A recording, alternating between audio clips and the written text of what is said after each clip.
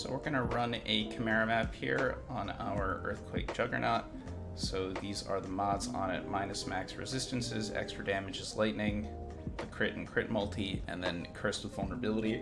I am not running a curse immunity flask, so these are 4 just straight up damage mods.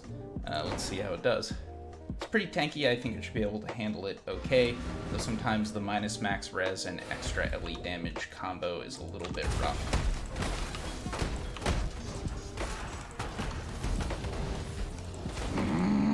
So this character has what I would call moderate buff management. What you have to do, you have to be aware of your Fortify. It does have 2 different fail skills that you want to be aware of the soul count on, though once you get your Veil Earthquake up and running, which is what I just used right there, really your uptime on it should be pretty darn high. You essentially start building up your next one as soon as you finish your last one, so it usually only takes a pack, maybe 2 packs of killing monsters before you are able to start charging again. I will wait for Malagaro's return. As well, you do have your banner that you want to be aware of, and then the regular and Veil War Chief. In terms of its clear speed, I think it's pretty darn good. The Veil Earthquake does a lot of work for it. It's certainly not as fast as something like a Winter Orb build, but considering we're on the left side of the tree and we are using a melee skill, I would say it's pretty darn good. Excellent.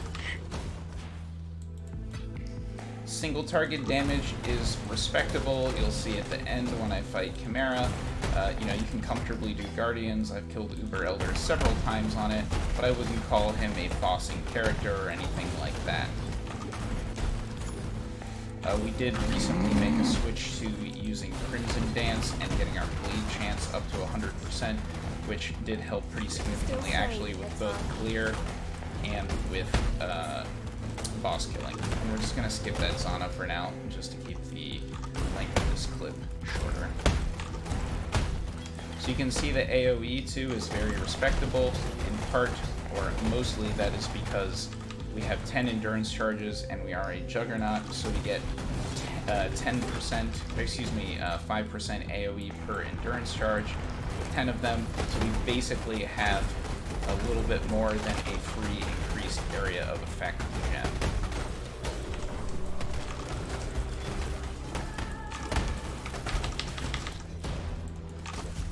Minus max res Ice Nova. Ouch. Oakley dokley.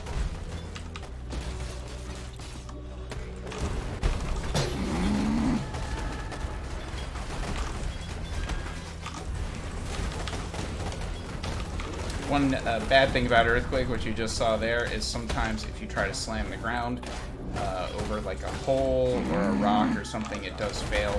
So right there I tried to slam and then it hit inside the abyss pit, and thus failed to actually trigger, unfortunately.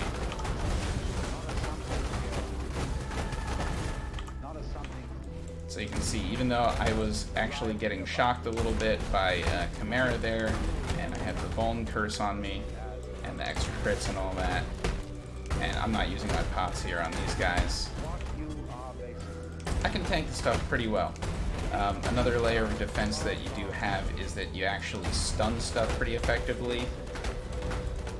So using maces, the fact that we use a Tidebreaker too, which specifically has the reduced enemy stun threshold and the endurance charge on melee stun, extra support, which also adds to reduced enemy stun threshold, and Earthquake just having pretty good solid base damage means that we stun basically everything except like super endgame bosses, but it's very noticeable in just general mapping.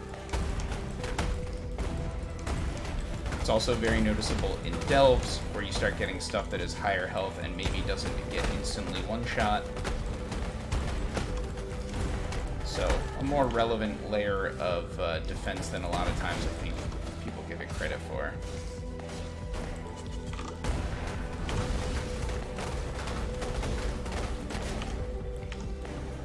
So definitely not an immortal build, but up there in terms of beefiness, and definitely hardcore viable in my opinion.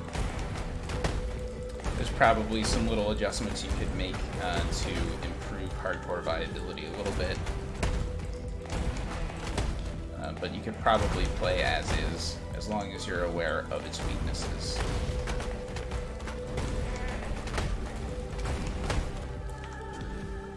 So you can see the damage, like I say, for a single target, very respectable.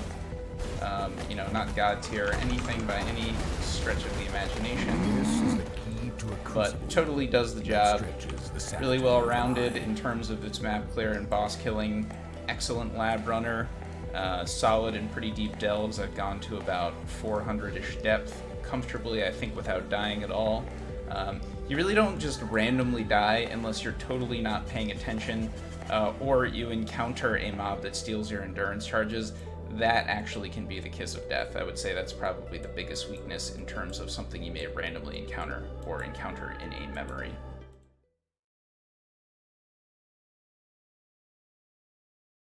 So our weapon is the Tidebreaker Maul, kind of a central piece to this, and really the inspirational piece for the entire build. So you get a lot of extra bonuses out of your endurance charges, tons of increased damage. You get a more damage modifier because of endurance charge on melee stun being a 7 link, and all the reduced enemy stun threshold means you stun the crap out of enemies. Basically, only the most endgame of things are safe from your stuns with this bad boy. So, rounding out the army of endurance charges that we get from the passive tree and ascendancy, we have a few pieces of gear that also provide them. 2 Kaum's Way rings, which give us charges, life, and regen. For a super expensive late game wish list, you could get some really good precursor emblem rings that have +1 charges and some other juicy bonuses, but these are honestly pretty tough to beat, and you'd need something pretty insanely expensive to replace these guys. Then we have the Death's Door boots, which give us our 10th endurance charge.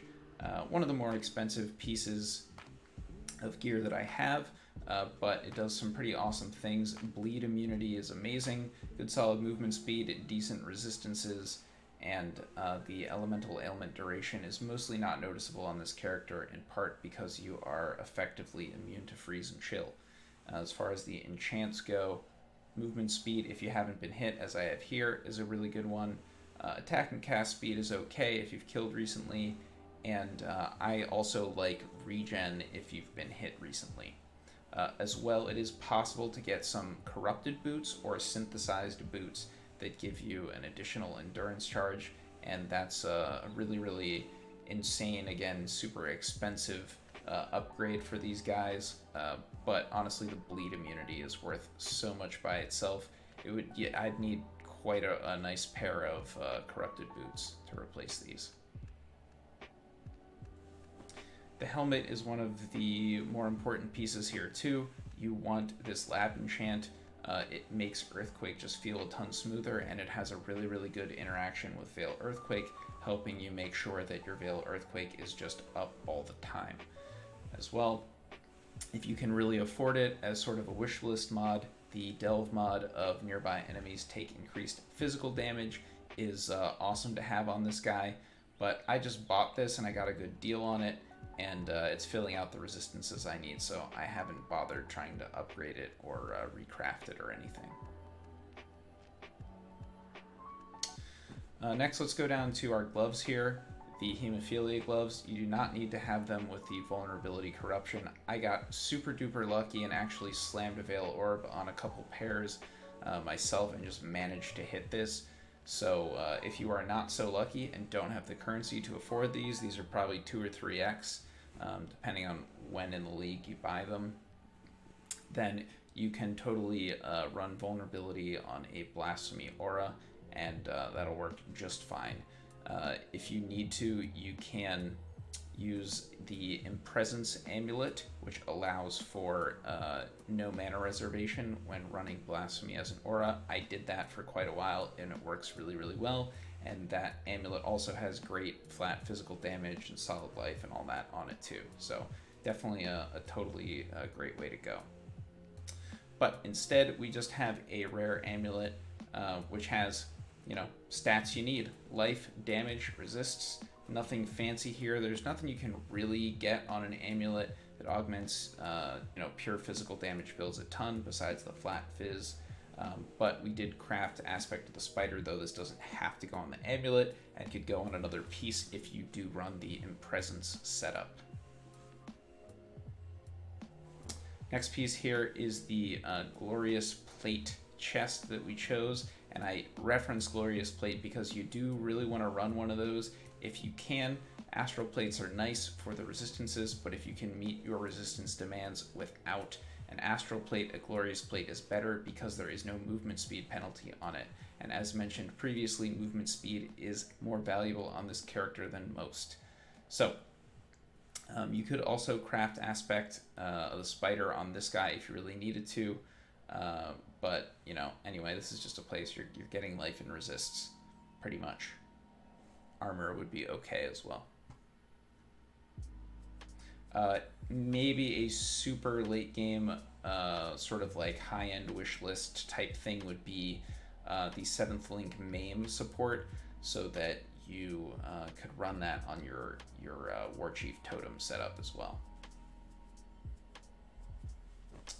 For the belt here, again, no major damage mods. Increased global physical damage is, I think, the best you get.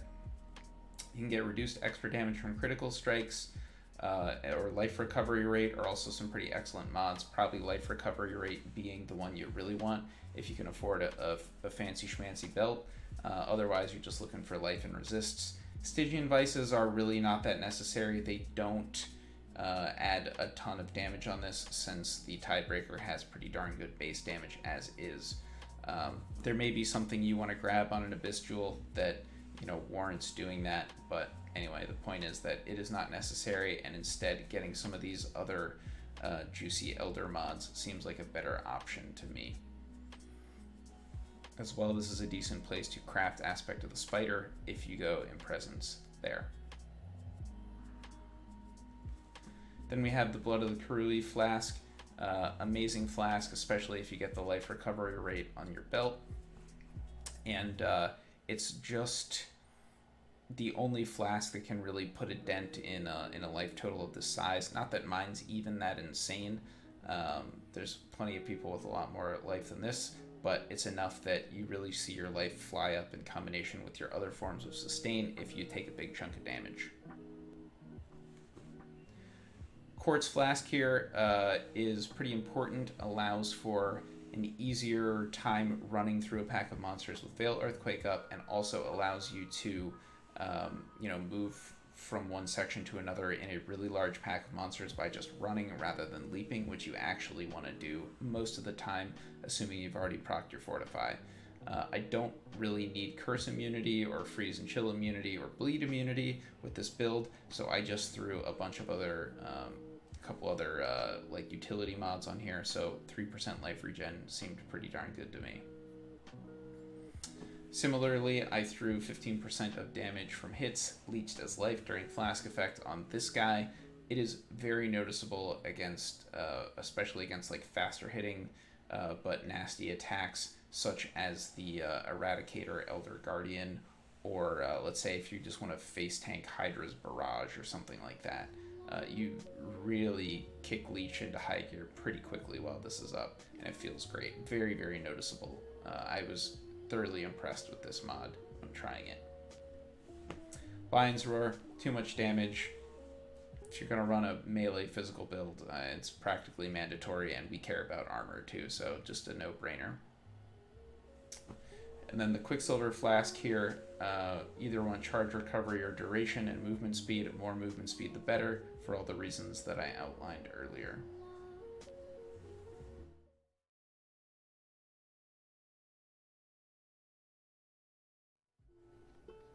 Alright, let's go ahead and walk through our gem setup for this character. So first of all, we have Veil Earthquake.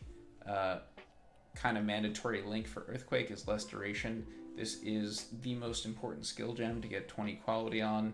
The second most important being Veil Earthquake itself, just because you do get a lot of damage out of it.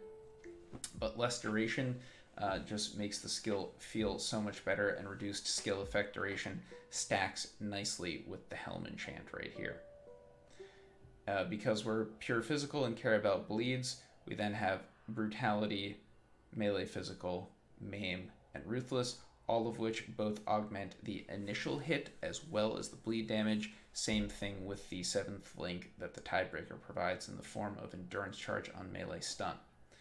Ruthless is extra awesome because you get a huge bleed proc as well as increased base stun duration, and we put some pretty decent bleeds as well as some pretty fat stuns on enemies, so it really takes full advantage of the support. Veil Warchief for a nice periodic massive damage boost and just smoothing out clear a little bit, throw it up against tougher enemies before opening a strongbox, all that kind of stuff. Originally I had a Bloodlust set up since I am applying bleeds very reliably, but then I realized getting to max bleed stacks sooner is probably more important, so I threw this guy here, and I'll put a different link in its place if I do decide I care about 6-linking this at some point. But as well, I was finding that when it was killing enemies, I wasn't blowing their corpses up, because sometimes they would die without getting a bleed proc on them, and so blowing up corpses is pretty important in certain situations, such as detonate dead strongboxes or delves. So I decided to throw away a little bit of damage to just ramp up my bleeds a bit faster and for the corpse explosion utility. So then we have our movement skill setup: Leap Slam, faster attacks, Fortify, Conk Path. Fortify is another one that I think is pretty worth to throw the quality on. Increased Fortify duration is really nice, and faster attacks is similar. You get another, I think, 10% increased attack speed out of that. I do not have enough dex to run this at max level. You're welcome to throw some points into a dex note or whatever if you want, but it's actually not super important since we mostly run around. Conk Path is really, really nice because, first of all, it guarantees pretty much that we trigger Fortify against a tougher boss, and just getting on Conk Ground and getting that 6% life regen when going in to tank a meteor boss like a Guardian or something like that is very noticeable. Over here we have cast when damage taken, increased duration, and blood rage. This Molten Shell isn't doing anything right now. I kind of threw it in there for no real reason at all. I might throw a portal gem or just use this as a leveling slot or something.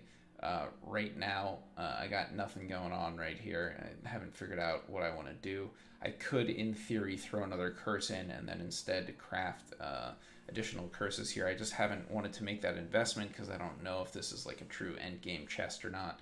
But that's certainly an option route you can go.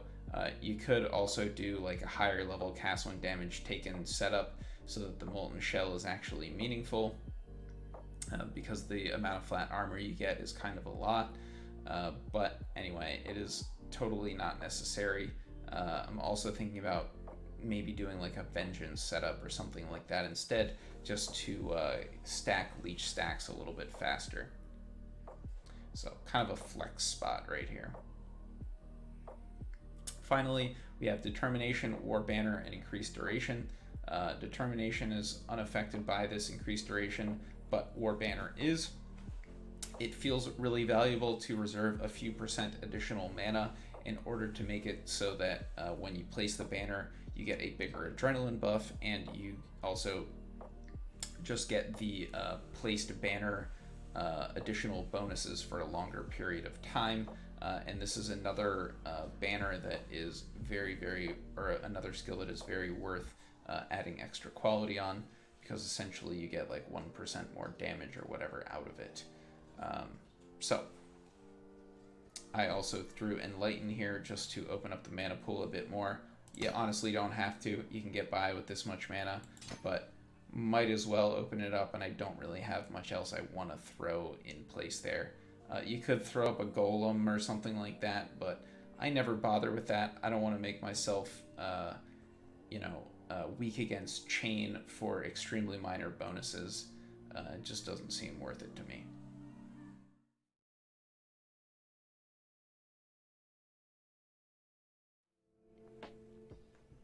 Let's go ahead and walk through the leveling process a little bit for this Earthquake Jug. So, first place that I path on the tree is over here to Diamond Skin. The all elemental resistances just really smooth out the whole gearing process during leveling.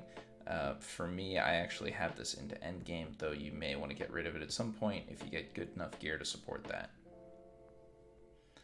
I recommend making your way over to Resolute Technique as soon as possible after that.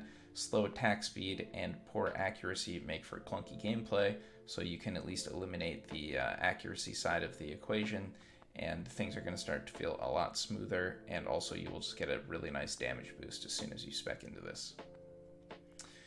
Right after that, I like to start getting the heavy pathing out of the way, making my way to the endurance charges on the tree, and then grabbing the life notables along the way. And then there are 2 damage wheels I recommend early on, just kind of grabbing as needed. Depending on how good your gear is, you may not need it at all, or you may be the type who doesn't care about dying during the leveling process and would rather just maximize damage output as much as possible. That's fine. Grab these on the earlier side. If you're not going to use maces during the leveling process, then instead of Bloody Bludgeon, you can spec into Wrecking Ball early, but if you are going to use maces, I do suggest this wheel here because the bleed chance is a very significant damage boost, though you may value sort of the quality of life that extra attack speed provides, and that's fine.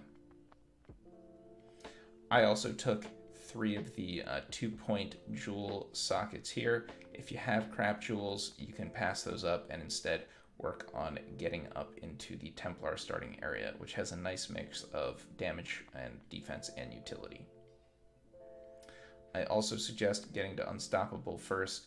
Movement speed is incredibly important on this build, and obviously the quality of life of stun immunity, freeze, chill, and temp chains immunity is pretty great. So, I think this offers more than getting to Unflinching, especially because you have other ways of maintaining your endurance charges. Though you will want this later, and if nothing else because it lets you get to these other nodes behind it, which are you get a lot of value out of with this build. I went ahead and took the 2 passive points. I did originally take the oak points, but spec'd out of them because this build has some sort of unique interactions that are well supported by the tree. I just kept wanting to get to those next notables and important stats sooner rather than later, and so ended up changing my mind and going with the 2 passive points. The oak bonuses are nice, but they are too general to outweigh, I think, getting to the more important nodes on your tree sooner rather than later. If you are going to go with my suggested route of skipping Unflinching and taking Unstoppable, you're going to need some ways of maintaining endurance charges, so Enduring Cry is an option, Warlord's Mark plus Blasphemy is an option, as well just linking your main skill to endurance charge on melee stun is also a solid option, or even just throwing it on Leap Slam temporarily is a solid option, or some combination of those things.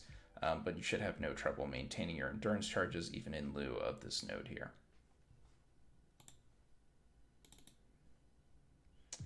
So once you begin mapping, you're going to want to really focus on getting your clear to be good.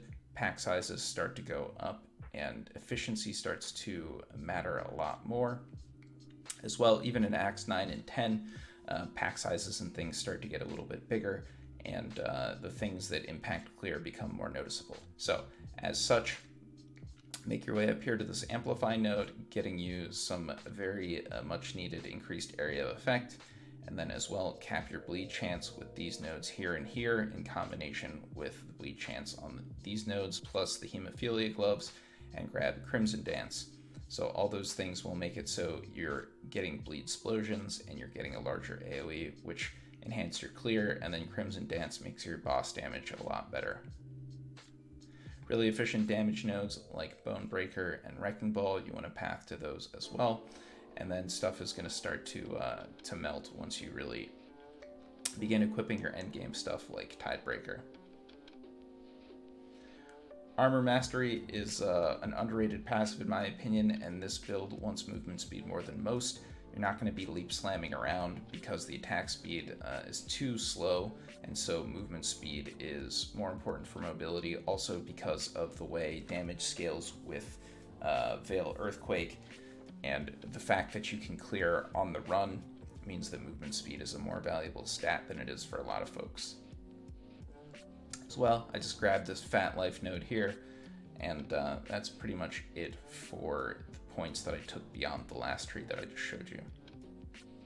In terms of ascendancy points, I moved to Unflinching and then down to Unrelenting. If you really value the extra damage and AoE provided by this, then you can definitely take Unyielding, but I really like the defensive benefits of Unrelenting, and so I made my way there first and then just saved this for later, but totally reasonable to take this as well. In terms of skills to use while leveling, I started with Ground Slam, I moved to Sunder, and then I switched to Earthquake somewhere around the early 30s. I wouldn't immediately switch to Earthquake, I would wait until you have access to a less duration gem as well. Earthquake feels too clunky without the last duration gem, so totally worth just sticking with leveling skills and switching just a few levels later to Earthquake in order to make it so that when you switch, stuff is feeling pretty smooth and working as intended.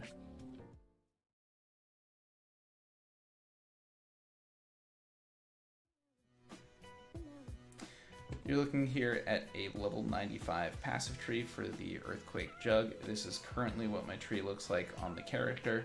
I wanted to go through and describe some of my passive choices here a little bit more. So first of all, part of my inspiration for this build was not this patch, but last patch. They reworked or buffed Tidebreaker a little bit to have some extra damage. I've always liked stun builds. I always thought they were pretty cool. I didn't go all in on it like I have in the past, but nonetheless I wanted to fully take advantage of the stats that Tidebreaker provides, so I decided to see if stacking as many endurance charges as possible was a good thing, and found out that you actually get quite a lot of value out of running them. So taking all the endurance charges on the tree is thus kind of a basic tenet of the build idea. So between these three, the one you get here, and then another 3 on gear, you get 10 endurance charges. So we try and maximize the amount of value we get per endurance charge. And as a result, with those 10 charges, these nodes here provide us with 50% increased damage in total, 50% increased area of effect, 100% increased stun duration, and we get another 100% increased damage from Tidebreaker, as well as 40% more damage because endurance charge on melee stun is the 7th link that Tidebreaker provides you with. As well, getting to max endurance charges gives you 8% reduced LE damage taken, you get 40% chaos resistance and 50% physical damage reduction. As well, you're also getting 0.2 life regen here in combination with the Calm's rings, which give you another 0.8 for a total of 1% per charge and 10% life regen. So we are getting tons and tons of value out of our endurance charges. They're giving damage, they're giving AoE, they're giving mitigation of chaos, they're giving mitigation of elemental, and mitigation of physical and sustain. It's insane. Next kind of major interaction with this build is that we are using the Hemophilia gloves and Bleed Explosions to augment our clear, so we're stacking bleed chance up to 100% by going through these nodes here, and the Hemophilia gloves themselves have 25%. If you're going to be at 100% bleed chance, you probably want to run Crimson Dance. It's just a really nice damage boost against any kind of single target where you got to hit them more than a couple times. As well, I found that because you stun stuff a lot, you don't get to take advantage of the extra damage while enemies are moving on bleeds all that much. You do against some really tanky enemies, like let's say Hydra in the end game, but this still beats that out by a little bit, and most of the time you're gimping yourself because you're not getting that huge triple damage bonus there. The next thing I want to point out is I do take some armor passives. Armor Mastery right here, which gives us movement speed. As referenced a little bit earlier, movement speed is extra important on this build. You are going to use it for mobility reasons over Leap Slam because your attack speed is not high enough, and it also scales really well with Veil Earthquake. I also like these nodes up here that lead to Blunt Instrument because you get both damage and defense together. Generally, I like any nodes that provide a combination of those stats. But it is totally reasonable, instead of these three, or even instead of maybe one of the 3-socket jewels, to take these three, or try to make your way through these nodes to Soul of Steel. They all have their advantages and disadvantages. I didn't take this because, as much as I like this node, I run Determination and wanted to get the damage reduction from crit strikes that you get from a Watcher's Eye jewel here, and it was really easy to get additional flat physical damage reduction, and I'm immune to bleeding through Death's Door boots, so the only type of physical damage that's affecting me most of the time is actually hit damage, so armor is incredibly valuable, and we're actually hitting that 90% phys damage reduction cap most of the time with Determination in combination with all the flat phys reduction that we get from other sources. And it just felt like more armor than this was not necessary. I can tank Shaper Slams and stuff like that already. In addition, for our defenses, Rampart is excellent in my opinion. The extra reduced damage is another thing that will help a little bit against hits from chaos damage or elemental damage, which you're not necessarily weak against, but a little weaker against compared to physical damage that's incoming. And this stacks nicely with the reduced elemental damage taken from Unrelenting. As well, the extra Fortify duration feels really, really good with Veil Earthquake because you're going to want to jump in, proc your Fortify, turn on Veil Earthquake, and then, run for several seconds, and you don't want your Fortify to run out in the middle of that process. So you have a nice little buffer zone before it would run out. As well, the armor provided here is useful, and it's not necessarily useful on every character, but the point is that we take advantage of all the stats in this wheel pretty effectively. In terms of our jewels, mostly it's life, resistances, attack speed. That's pretty much what I'm getting on everything. You could definitely take damage if you're fine not getting the attack speed up, but I think it's an important stat to stack a little bit more of to just make things feel a bit smoother. And as well, you do want to get Mana Leech on just one gem somewhere. Aside from that, jewels are basically just going to be filling in the holes, filling in the gaps for whatever you're missing to make your build feel complete. For me, it was mostly resistances, and then get life wherever you can. That's pretty much it. There are definitely some other choices you can make besides the ones I mentioned already. You could reasonably make your way into Berserking here, or down here to Executioner, and sacrifice a few other points from other places in order to do that. For example, removing Blunt Instrument isn't a terrible idea. You can definitely, suit things to your preferences a little bit more. This is not a make or break series of nodes, but I was just trying to present my reasoning for choosing them. This regen here is also great, and the extra resistances here are also great, as well as additional flat physical damage reduction being fantastic, stacking as much of that as you can.